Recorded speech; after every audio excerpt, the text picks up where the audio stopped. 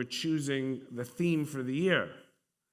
And I don't know if you know, Rabbi Ziv is in charge of our marketing department and everything, and we all love the idea about broaden your blessings, but it's a very hard thing to advertise. What picture do you put up for broaden your blessings?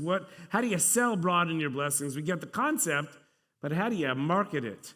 And then I realized how you market it.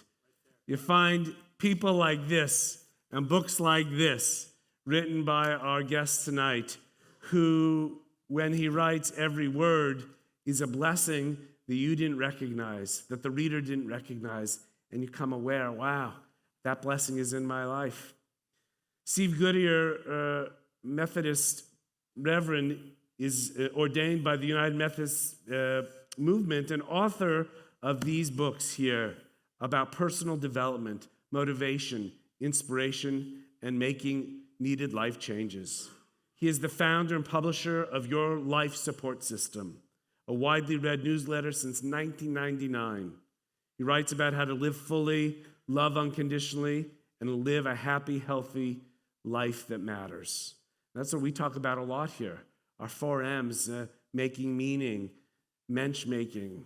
He writes and has written newspaper columns and been on radio programs and so many other things, and everyone who hears him feels and broadens their blessings in ways they did not know before. Together with his best friend and his wife, Bev, a professional counselor and small group leader, she and he have led many workshops on relationships and spiritual and interpersonal growth. And as I said before, they currently live in Colorado, but are here in California for the weekend. Welcome, Reverend. We're really, really glad to have you here at our congregation. You're welcome.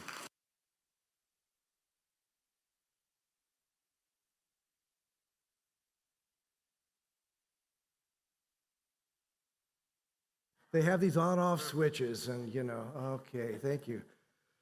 Shabbat Shalom. It's good to be here with you. Thank you for Reverend Rabbi Steinberg for inviting me. You can see the circles I hang around. It's really a pleasure to be here. And I don't know that you built it up way too much. I wasn't quite sure who you were talking about. I was telling him about a half hour ago in his office that this is really kind of strange. We agreed on this date several months ago, and now I find myself, and I don't know, how does this happen? I'm a Protestant clergy in a synagogue on Shabbat night on St. Patrick's Day. And I didn't even wear any green, like that makes any difference. So, well. I'm just glad to be here and celebrate with you. As you heard, I have been a clergy for many years. I was a clergy for about 25 years when I decided to make a big change in my life. And I dropped out of the ministry at that time, and I discovered the internet, which is back in the 90s. It was pretty new. And it's my wife's fault. She bought me a laptop computer. So, I thought, a lot of stuff I was reading on the internet, I thought I could write stuff like that. So I just started doing it. And pretty soon it developed into a part-time job, and then it became a full-time job. And we did that for several years. And that's where all the books came from. Thank you for buying the books. I've got a whole garage full. No, I don't. I knew there was someone out there buying them, though, and I appreciate that very much. So, it's been good. I've recently retired. After I got back into ministry, I served a couple of other churches, and then about a year after COVID hit, I thought this might be a good time to retire. And it was. Retirement has been great. I have discovered what happy hour is. Now, I love the cheap margaritas at my favorite Mexican restaurant. That's not a problem. But happy hour is a nap, In the middle of the afternoon. If I ever get tired, I just take a nap. It's happy hour, and I love it. I love it. We have 3 children who live, 2 of them in Colorado, 1 of them lives here in California. We got a bunch of grandchildren, and this is a good time of life for us to enjoy our families the way we are. I've always been a student of life. I have. I remember many years ago, my wife Bev brought home a little cartoon. It was several panels, and she taped it to the refrigerator. And oh, by the way, I've got my notes on my phone. I decided I'm going to enter the 21st century whether I like it or not. So here we go. As long as nobody calls me, I think I'm okay. Just keep your phones off, would you? And anyway, it was called The Stages of Life or something like that. And the first panel had a little baby, and the next one had a teenage boy. This is the same person growing up. Next one had a young man who was strong and handsome, and then there was an older gentleman who was obviously declining, but a sage, very wise looking. And then the last panel, this little old man, wrinkled up, leaning on a cane, toothless. And underneath it, it said, well, that sucked. Now, I don't believe that. I mean, I think life is more than that. Although I'm starting to relate to that last panel just a little more than I think I've wanted to over the years. Life is so much about choices that we make. And I've always believed that the rest of our lives can truly be the best of our lives. I want to tell you something about my father. He was an eccentric guy. And when I was in high school, I grew up in New Mexico, and we bought a house in a new development with some acreage, and he wanted to do most of the work himself in fixing this thing, especially outside. Now, outside, there was no landscaping whatsoever. He was just going to do all the landscaping himself. So he thought the first thing we need in this terrible soil in New Mexico is fertilizer. Well, he isn't going to spend a penny where he doesn't have to. He figured out where he could get free fertilizer. Yeah, at the local sewage treatment plant. Absolutely free. All he has to do is back the truck up to the piles of sludge. That's what they called it. It's this black, scaly, dry kind of stuff, and shovel it. I don't need to tell you more about it. You know what it is. Shovel it into the back of the truck, and he took it home. He did this day after day, week after week, month after month, until we had a literal mountain of sludge in our backyard. I don't know why he thought we needed so much. So we spread it literally all over the lawn, where the lawn was going to be, and the gardens all over the place. Still, I'm sure we had at least a half of it or 2/3 left over by the time we used every bit we could. Now sludge has its positive sides and its negative sides. On the downside, we didn't get a lot of rain in New Mexico, but when it did rain, that sludge just soaked it right up, so it was spongy and moist, and then the next day when the sun would come out, you could just see the steam coming off the top of it. A little breeze would kick up, and oh, it was terrible. It was horrific. The smell was just, I can't even talk about it. On the good side, it worked. I mean, it was amazing, the things that grew. Everything we planted just grew all over the place. We had to figure out how to get through cherry tomatoes just to get to this pile of sludge if we wanted to use any of it. That's how prolific everything was. And I'm sitting there one day, we're eating dinner at our house, and I take one of those nice plump cherry tomatoes and I bite down on it, and I said to my dad, Dad, that was a great idea that you had to plant those cherry tomatoes around the sludge pile. And he said, I didn't plant them. I said, what do you mean you didn't plant them? He said, they came up voluntary. He said, I guess stomach acids just don't break down tomato seeds. And here I am. Yeah, think about it. You'll get it in a minute here. I'm eating something that someone else ate first. And now I've got to make a decision. Am I going to keep liking this stuff? Or am I not going to eat it anymore? And I decided that's a great metaphor for life. It really is. I mean, there's a couple ways you can go with that. Life gives us sludge sometimes, right? I mean, there are bad things that happen. There's adversity. There's the tough times. Life stinks sometimes. But look around the edges, and you can find the cherry tomatoes. Yeah, there's some wonderful, wonderful things there.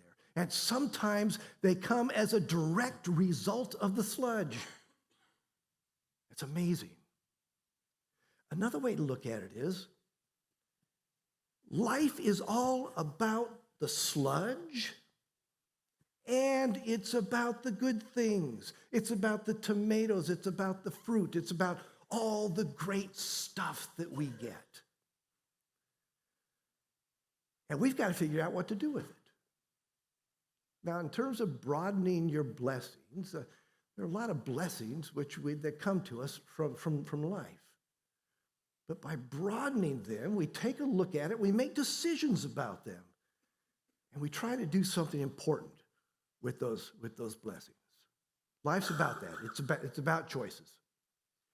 So when I agreed to come here and talk to you this evening, I started thinking, what should I say that would be important to say?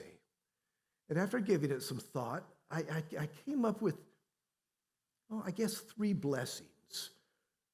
But I want to put this in the form of questions, 3 important questions that I need to ask myself. And I hope that you need to ask yourself these questions also. Question number 1, do I live with intention? Do you live your life? Do we live our lives with intention?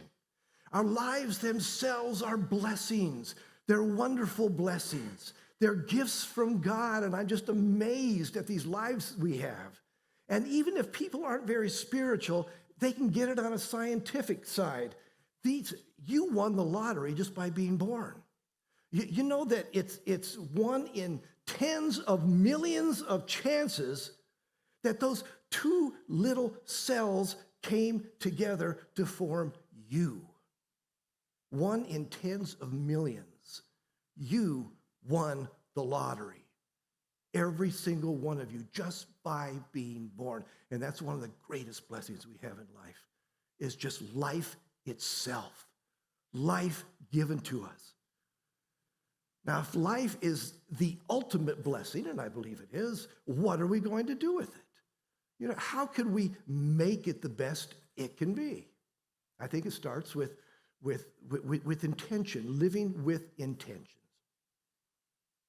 I don't know if you remember years ago the movie City Slickers. Billy Crystal. And there's this wonderful scene in that movie where he plays this character, a young father who's depressed. He's in advertising. He hates it. He absolutely hates his job. He hates getting out of bed in the morning. He can hardly get out of bed in the morning. He's so depressed. And for some strange reason, he agrees to go to school with his son for career day. So he gets to talk to the kids about his career. Well, you can imagine how that went. He just gets started talking to the kids, and he's so depressed, he can hardly go on with it. The kids are getting depressed. The son wants to climb under the desk where no one will see him, and the teacher's going, sit down. And he ends career day with this. This is just beautiful. He says this to the kids. He says, value this time in your life, kids, because this is the time in your life when you still have your choices. It goes by fast. When you're a teenager, you think you can do anything, and you do. Your 20s are a blur. 30s, you raise your family, you make a little money, and you think to yourself, what happened to my 20s? 40s, you grow a little pot belly. You grow another chin. The music starts to get too loud. One of your old girlfriends from high school becomes pregnant. 50s, you have minor surgery. You'll call it a procedure, but it's a surgery. 60s, you'll have a major surgery. The music is still loud, but it doesn't matter because you can't hear it anyway. 70s, you and your wife will retire to Fort Lauderdale. You'll start eating dinner at 2 in the afternoon, lunch at 10 in the morning, breakfast the night before. Most of you will wander around malls looking for the ultimate soft yogurt and muttering to yourselves, how come the kids don't call? How come the kids don't call? In your 80s, you'll have a major stroke. You'll end up babbling with some nurse who your wife can't stand, but you call mama. Any questions? I hope life can be more than that. We can live life more intentionally, or we can just kind of wait and see what happens to us. And we can only imagine how that's going to turn out, how that's going to work for us. Do you live with intention? Do I live with intention? When I retired within the last 2 years, I decided to retire intentionally. I didn't want to flunk retirement. Now, I don't know if you've ever known people who do that, but they do. You know, they retire for a little while. They say, I can't stand this anymore, and they go back to work. I didn't want to flunk retirement. So I decided the only way I'm going to do that, and by the way, I think men are worse about this than women are, because so much of self-esteem and our identity comes from our work, from what we're doing. We retire, and I've known too many people who they retire, they sit down in a rocking chair, and they rock for a couple years until they die. That's not retirement. So I put together in my mind, I actually didn't write it down. Maybe I did. I'm a little compulsive. Body, mind, and spirit. How am I going to put my life together? So in my body, one of the things I decided to do, I was going to take up pickleball. I love pickleball. I'm out there many times a week. I'm kind of a fanatic about it. It's been great. My mind, I listen to audiobooks. I listen to fiction, nonfiction, everything I can get a hold of. I'm going through about 3 books a week right now. I love it. For my spirit, I actually put together a program of things from prayer to memorization of scripture and so forth. But one of the things that is really important for the spirit, I think, is volunteer service. You know, we have to do that. We have to give ourselves away. It can't all just be coming this way. We got to give ourselves away.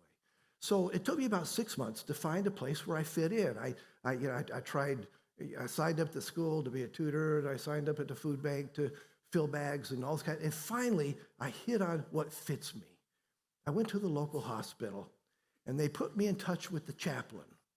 And now every Wednesday, I go to the hospital, and the chaplain gives me a list of people, and I go visit them. You know, and I love it. It's a way of just giving myself away. And about 3 weeks ago, I was walking down the hall, and I was going to call on this guy. I hadn't met him before, but I had his name in front of me. And I looked down the hall, and I thought this might be him.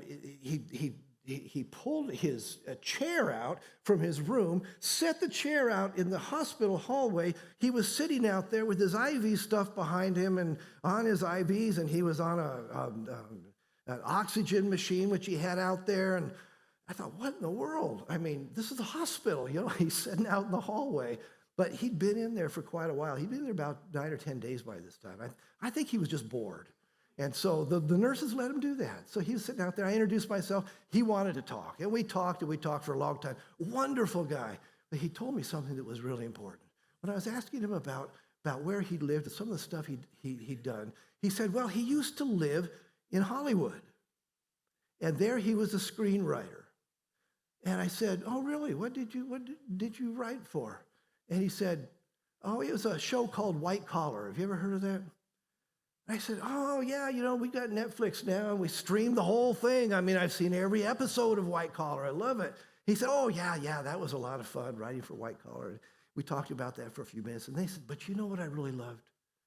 I loved going to Thailand, where I had an opportunity to teach children. He said, nothing has touched me like teaching those children. He said, white collar isn't going to change your life, but those kids will change your life. And he said, if I can get out of this hospital, I'm going back to Thailand, and I'm going to teach. Yeah. See, that's what made his heart sing, right? You know, that's what Stephen Jobs would have said. That's what makes his heart sing. That's where he needs to be in this world. It's not that we all need to go somewhere and teach children. That's a wonderful thing to do, but we're all cut out to do something different. That's part of feeding our souls and our spirits. It's part of living intentionally. So my first question is, do I live intentionally? Do I know what makes my heart sing? Question number 2, am I building a life that matters? I think that's an important question. Am I building a life that matters right now, every day, doing something toward that? Portia Nelson, actor, author, wrote the greatest little book that's called Autobiography in 5 Short Chapters. Here's her autobiography, 5 short chapters. Don't worry, it's short. Number 1, I walk down the street. There's a deep hole in the sidewalk. I fall in. I'm lost. I'm helpless. It isn't my fault. It takes me forever to find a way out. Chapter 2, I walk down the same street. There's a deep hole in the sidewalk. I pretend I don't see it. I fall in again. I can't believe I'm in the same place, but it isn't my fault. It still takes me a long time to get out. Chapter 3, I walk down the same street. There's a deep hole in the sidewalk. I see it is there. I still fall in. It's a habit. My eyes are open. I know where I am. It is my fault. I get out immediately. Chapter 4, I walk down the same street. There's a deep hole in the sidewalk. I walk around it. Chapter 5, I walk down another street. Isn't that great? Isn't that the way life should be lived? Yeah, we're going to fall in the holes, and we're going to fall in them again and again. And as long as we're down in the hole and we're saying, it's not my fault, it's not my fault, well, you know, we can fix the blame anywhere we want to fix it, but that'll never fix the problem. We're going to stay inside the hole and find it very difficult to get out. But when we're at the point where we say, well, yeah, maybe it's become a habit, but it is my fault, and I'm the only one who can fix it, then we find our way out, and we come out. It's so much easier, so much easier. That's the way life is. Mahatma Gandhi said, as human beings, our greatness lies not so much in being able to remake the world, that is the myth of the atomic age, as in being able to remake ourselves. Remake ourselves. That's building a better life now. It's about growing and changing. Author Scott Peck put it like this. He said, all my life I used to wonder what I would become when I grew up. Then, one day, I realized that I was never going to grow up. That growing is an ever ongoing process. I agree. We're never going to grow up, but we're going to keep growing. We're just going to keep growing. And there's a lot of different ways we can grow. We can grow in our attitudes. We can become firmer in our attitudes. We can become more flexible. We can grow in our abilities or not. We can grow more confident. We can grow more fearful. We can grow more trusting. We can grow more cynical. There's a lot of different ways that we can grow. Maybe here's a better question. Do you want to grow or do you want to mutate? Because this is the difference. You're going to change in this life. I don't care how much you try not to. You and I are going to change in this life. If you change without thinking, you're mutating. That's all you're doing. You're mutating. And you're going to take whatever you get in the end. If you change with intention, you're growing. So do you want to grow or do you want to mutate? Are you building a life that matters? Question number 3. Can my life sparkle? Stay with that one for just a second. This one means a lot to me because it came from a woman that I met a number of years ago. I was assigned to a new parish, and I was told that this woman, her name is Donna, was dying of cancer. She had had all the treatment that she could have. She'd had chemotherapy, she'd had radiation, they'd done everything they could, and they basically sent her home to die. And I thought, I need to get to know this woman. And I'm probably going to be having her funeral anyway, so I really need to get to know this woman. And what a treat it was to get to know Donna. I sat down with her that first day, and we sat in her living room, and we talked. And at some point, I said to her, because I wanted her to get past the superficious, the surface of everything. I said, Donna, how are you doing? Really, how are you doing? And she put her hand on her chest. And she said, she smiled, kind of a half smile. And she said, life sparkles. And I was perplexed. I said, tell me about that. And she said, look out that window.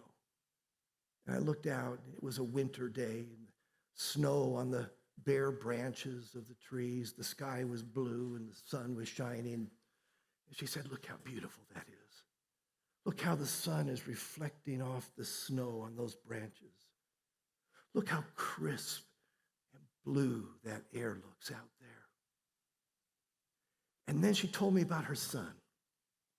She said, my son stops by every day. He brings me things. He asks me how I'm doing. He spends time with me. Oh, he's got such a good heart. And then she talked about her friends.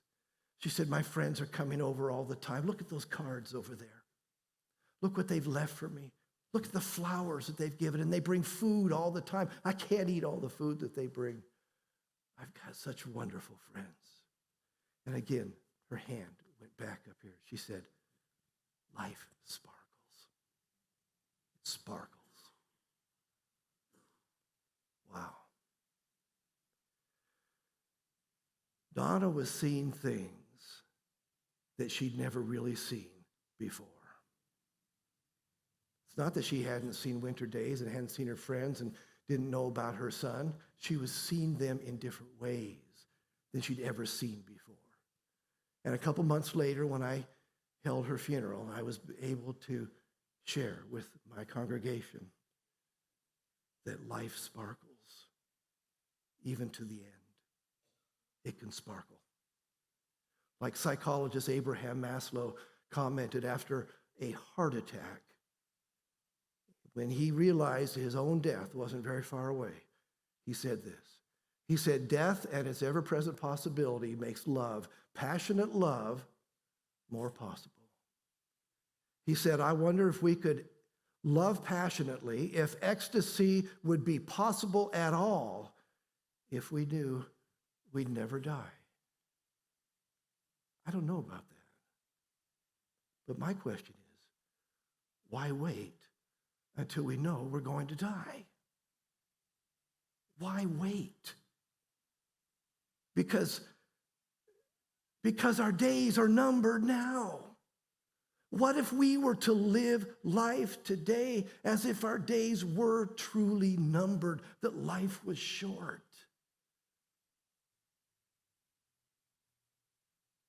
What if we really paid attention to the moments?